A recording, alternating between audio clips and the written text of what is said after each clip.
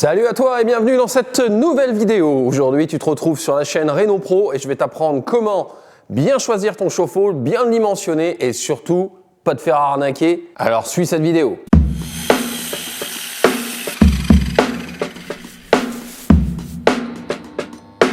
Tout d'abord, le dimensionnement de ton chauffe-eau. Ça, c'est la première étape pour bien calibrer ton chauffe-eau. Un Européen, en moyenne, on mange 80 litres d'eau chaude par jour à 40 degrés. Oui, peut-être. 40 litres pour ta douche, une quinzaine de litres pour la vaisselle et après c'est le reste, les ablutions matinales, etc., etc. Ce qu'il faut que tu saches, c'est qu'un chauffe-eau de 100 litres, il va pas te faire 100 litres d'eau dont tu as besoin, il va pas te produire que 100 litres d'eau à 40 degrés. Il va te produire à peu près 100 litres d'eau mais entre 50 et 60 degrés. Ça, je te parle d'un cumulus standard. Continuez Jackson, vous m'intéressez.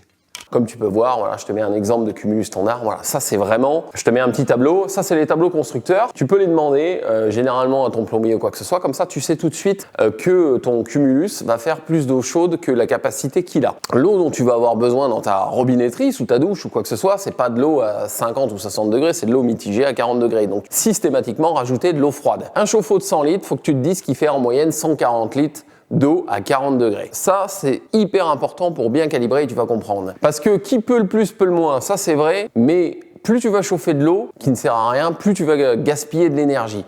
Ouais, c'est pas faux. Et aujourd'hui, vu le prix du kilowatt, c'est quand même important de faire attention. Tu repars sur ta base de 80 litres d'eau chaude par personne. Pour une personne, on va mettre un chauffe-eau de 50 litres. Un petit T1, un petit studio, on va y mettre un petit chauffe-eau de 50 litres. Si cet appartement a une capacité de 2 personnes, on va y mettre un 100 litres. Etc., etc. Pour une famille de 4 personnes, c'est 200 litres. Une consommation moyenne pour une famille de 4 personnes, aujourd'hui en France, on tourne entre 5 à 600 euros pour toujours une moyenne de 80 litres. Ce qui fait déjà à peu près entre 50 à 60 euros quand même par mois, juste pour produire ton eau chaude. Une chose qui est super importante qu'il faut que tu penses, c'est que quand tu vas positionner, ça c'est pour les rénovations ou des installations neuves, quand tu peux, essaye de rapprocher ton chauffe-eau le plus près de toutes tes sorties d'eau chaude. Tu as ta salle de bain, ta cuisine, tu essayes de mettre ton chauffe-eau au milieu. Parce que 1 mètre, ça équivaut à 7% d'énergie. Plus tu vas être proche, plus tu vas économiser. Qu'est-ce que c'est que le cumulus électrique? C'est une grosse bouteille, une bouteille de thermos, une boîte en métal isolée qui a pour principe de stocker de l'eau que tu vas monter à température grâce à une résistance électrique, donc soit plongée, thermoplongée dedans, comme une bouilloire, tu sais, et résistance de bouilloire que tu vois dégueulasse, c'est exactement pareil dans ton chauffe-eau. Soit dans un doigt de gant, donc c'est une coque en ferraille et ta résistance est à l'intérieur de ta ferraille, ça protège la résistance. Ça c'est on va dire les deux grosses différences. Je te mets deux images des deux chauffe-eau pour que tu comprennes. En général, chauffer la nuit et te délivrer l'eau toute la journée sans être obligé de remonter en température. Par stratification, ton eau chaude va monter petit à petit et être remplacée par l'eau froide. Et la nuit qui suit, cette eau froide va être chauffée par ta résistance qui est en général en bas du chauffe-eau. C'est un peu le même principe qu'un cumulus, sauf qu'ils ont modernisé, on va dire, le cumulus. Réserve d'eau qui est généralement plus petite avec 1 à 2 résistances, un petit peu plus puissantes. Et surtout, ce qu'on a fait pour améliorer le concept, on a mis une régulation électronique qui permet plusieurs choses. Il est capable de savoir si tu es plus ou moins nombreux dans la maison, de chauffer plus ou moins d'eau. Il a une chauffe un peu plus rapide et il a une régulation qui permet vraiment d'être au degré près. Alors ça, c'est un chauffe-eau qui est tout petit, qui va te chauffer un tout petit peu d'eau, donc entre 6 à 15 litres de flotte, une grosse résistance, beaucoup de puissance électrique, et par principe, l'eau arrive dans un échangeur, et elle est chauffée immédiatement. Donc ça, c'est hyper pratique pour chauffer un point d'eau, donc généralement tu les retrouves au niveau d'un évier ou au niveau d'une douche. Voilà, c'est des faibles capacités de production d'eau chaude, mais par contre, ça a un gros avantage, c'est que ça te permet, quand tu as un évier ou un point d'eau excentré d'une maison, d'avoir de l'eau chaude instantanément pour pas trop cher, parce que tu vas consommer de l'électricité que au moment où tu vas avoir vraiment besoin de cette eau chaude.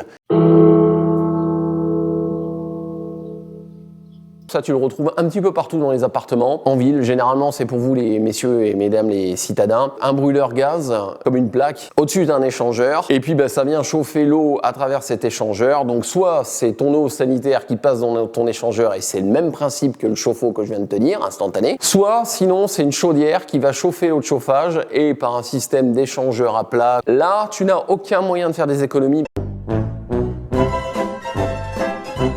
parce que même les chaudières à condensation vont pas condenser, parce qu'une chaudière à condensation va condenser que sur le chauffage et pas sur la production d'eau chaude. Tu n'as pas beaucoup de possibilités de jouer là-dessus, à part diminuer ta température d'eau chaude l'été.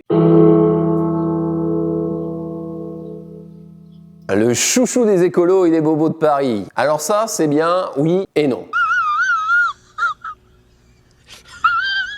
Premièrement, c'est un chauffe-eau qui fonctionne bien suivant les régions géographiques où tu te trouves. Si tu habites en Corse ou si tu habites dans la région PACA, ça vaut le coup. Par contre, si tu habites en Bretagne ou en Normandie, no God! Le principe de fonctionnement, tu as des panneaux sur le toit, 1 à 2 panneaux, dans lequel va circuler un fluide caloporteur. Il vient récupérer les calories du soleil. Il redescend à ton chauffe-eau via un petit circulateur, une petite pompe, si tu veux, qui vient le passer à l'intérieur du chauffe-eau. Tu as un serpentin, un échangeur, lui réchauffer ton eau sanitaire. Donc quand tu as du soleil, c'est génial. C'est vrai que ça produit de l'eau chaude gratuitement et ça, c'est cool. Enfin, le plus que ça produit de l'eau chaude, ça reste quand même l'été. Et l'été, c'est là où tu as quand même le moins besoin d'eau chaude.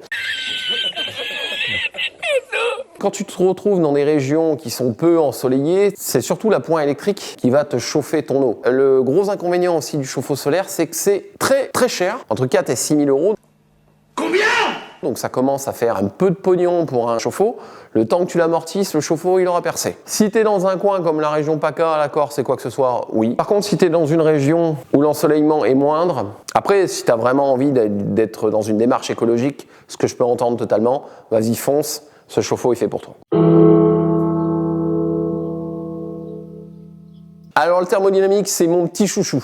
Car celui-là, il est écolo, économique en termes de coût d'utilisation et il est économique en coût d'achat. Ok, let's go.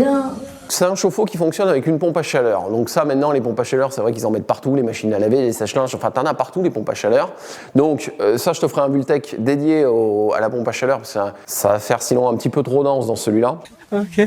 Mais pour faire simple, on va se servir des calories de l'air. C'est vraiment, là je te vulgarise au taquet, pour réchauffer ton eau. Faut que je te fasse un Vultec sur une pompe à chaleur pour que tu comprennes. Pour faire simple, pour un 200 litres classique électrique, tu vas manger 600 € à peu près de moyenne d'électricité. Le chauffe-eau thermodynamique, tu vas diviser ta note par 4.